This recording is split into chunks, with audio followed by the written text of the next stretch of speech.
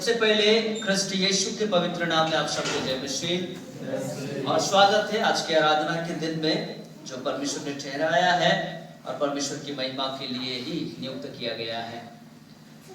सो Christmas का समय है कि नहीं? क्रिसमस का समय है और हम सभी के मन में कुछ ना कुछ योजना है कि हम ये करेंगे, हम वो करेंगे और हम अपने प्रियजनों को बुलाएंगे, अपने रिश्तेदारों को बुलाएंगे, एक जगह बैठकर परमेश्वर की प्रशंसा करेंगे, पकवान बनाएंगे, प्रेम भोज करेंगे। तो ये सारी योजनाएं हमारे बीच चल रही होंगी, है कि नहीं?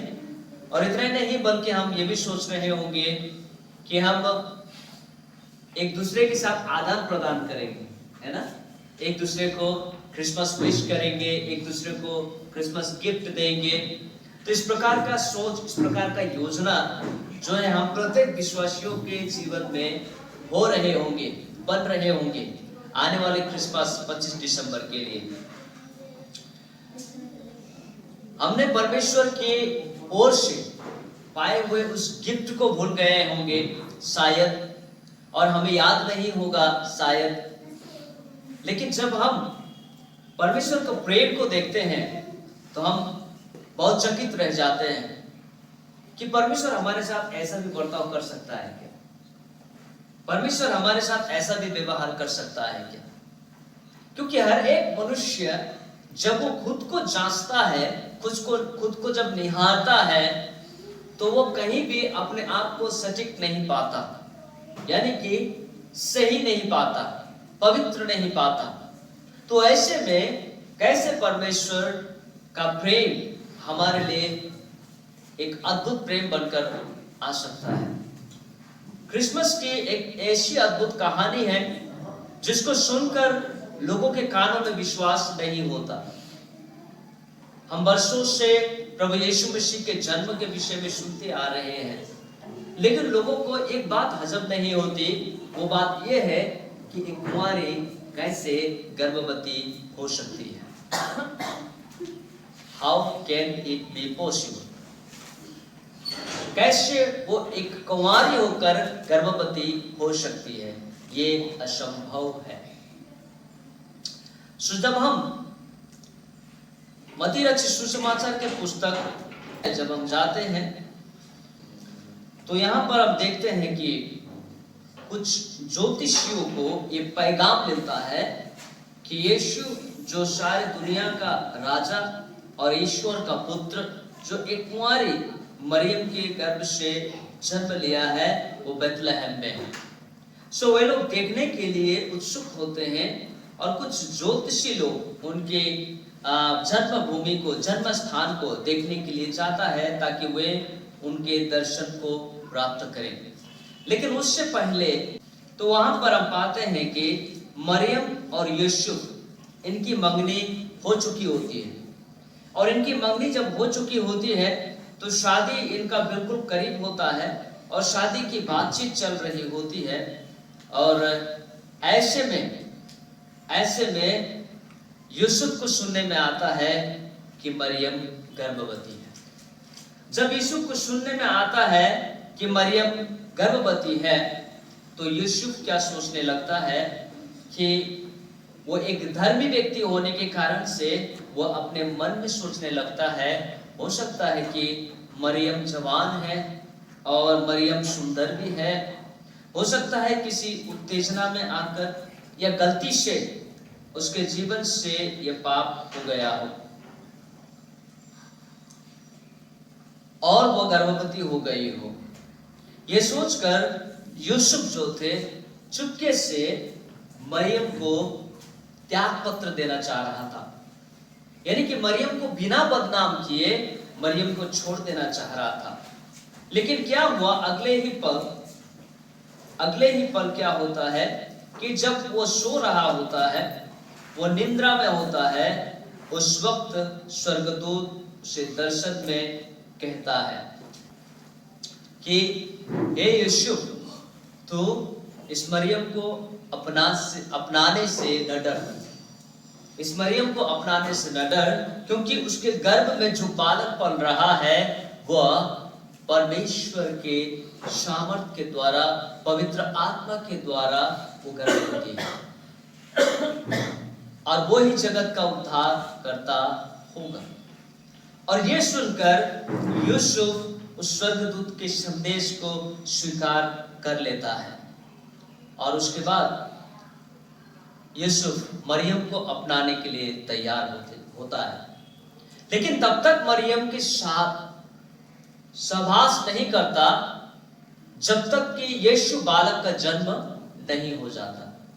यीशु बालक के जन्म होने के पश्चात ही मरियम और यूसुफ शादी के बंधन में बंधते हैं और वह पति पत्नी कहलाते हैं। तो यीशु के विषय में जब हम बाइबल में देखते हैं बहुत सारी भविष्यवाणियां हैं। यशायाह की पुस्तक 7 अध्याय उसको 14वें पद में भविष्यवाणियां हैं। यशायाह की पुस्तक 9 अध्याय में उसके विषय में भविष्यवाणी है कि वो किस प्रकार से जन्म लेगा, उसका नाम क्या रखा जाएगा, उसका नाम का अर्थ क्या है। ये सारी बातें दी जाती है, भविष्यवाणी के द्वारा दिया जाता है। यूहन्ना रचित सुसमाचार के 3 अध्याय का 16 पद कोई जोर से पढ़ दीजिए। क्योंकि परमेश्वर ने जगत से ऐसा प्रेम रखा कि उसने अपना एकलौता पुत्र दे दिया, ताकि जो कोई उस पर विश्वास करे वह नष्ट ना हो परंतु अनंत जीवन पाए। तो यहाँ पर जो सुसमाचार का केंद्र बिंदु है वह है यूहन्ना 3 का 16। सबसे मुख्य और सबसे विशेष बात है जो यूहन्ना 3 का 16, जहां कहीं भी प्रभु यीशु मसीह के नाम में जिक्र होता है यूहन्ना 3 का 16 पढ़ा जाता है, क्योंकि यह बाइबल का केंद्र बिंदु है, सुसमाचार का केंद्र बिंदु है। तो यहां पर लिखा है क्योंकि परमेश्वर ने जगत से ऐसा प्रेम रखा कि उसने अपना एक लौता पुत्र दे दिया, ताकि जो कोई उस पर विश्वास करे वह नष्ट ना हो परंतु अनंत जीवन पाए। This is the gift which comes from heaven through our heavenly Father। हमारे स्वर्ग के पिता के द्वारा ये महान गिफ्ट, ये महान उपहार जो हमें दिया गया है, ये था उपहार जो परमेश्वर ने जगत के मनुष्य के लिए दिया गया है, परमेश्वर के द्वारा दिया गया। उसने क्या दिया? अपना एक ही लौता पुत्र दिया। उसके विषय में जब हम देखते हैं नए नियम में और भी बातों को देखते हैं, फिलिप्पी की पुस्तक 2 अध्याय, फिलिप्पी के पत्र 2 अध्याय 6, 7 और 8 पद। इसलिए परमेश्वर के स्वरूप में होकर भी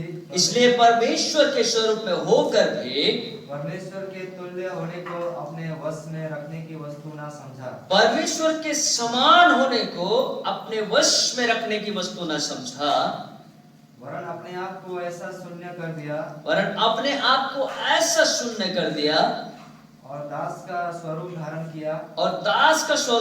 किया और मनुष्य की समानता में हो गया और मनुष्य के रूप में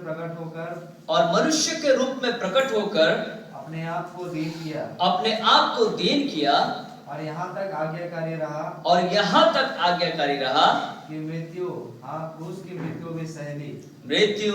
क्रूस की मृत्यु भी सह ली।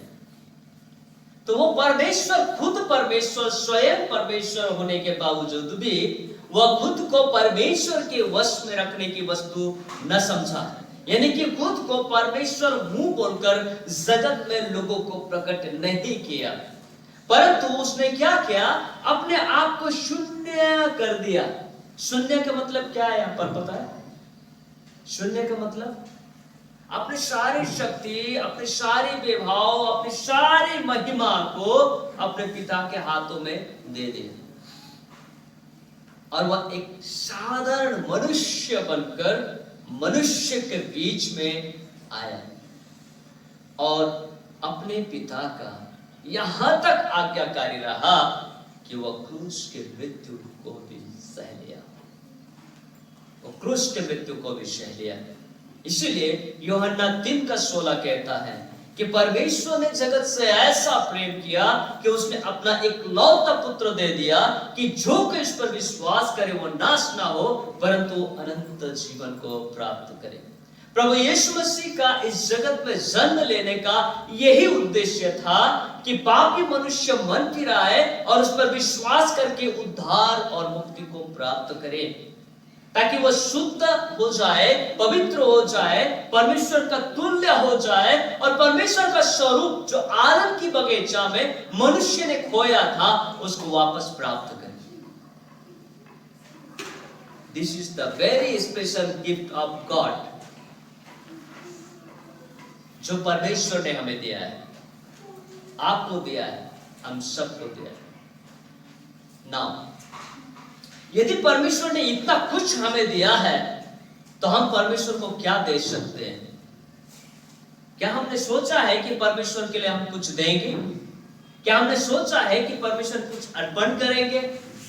हम क्या अर्पण कर सकते हैं? What can we do for our Lord?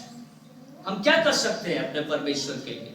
आइए नीति वचन की पुस्तक 11वां अध्याय 24 और 25 पद को जोर से पढ़ दीजिए। ऐसे हैं जो छितरा देते हैं तो भी उनकी बढ़ती ही होती है, और ऐसे भी हैं जो यथार्थ से कम देते हैं और इससे उनकी घटती ही होती है।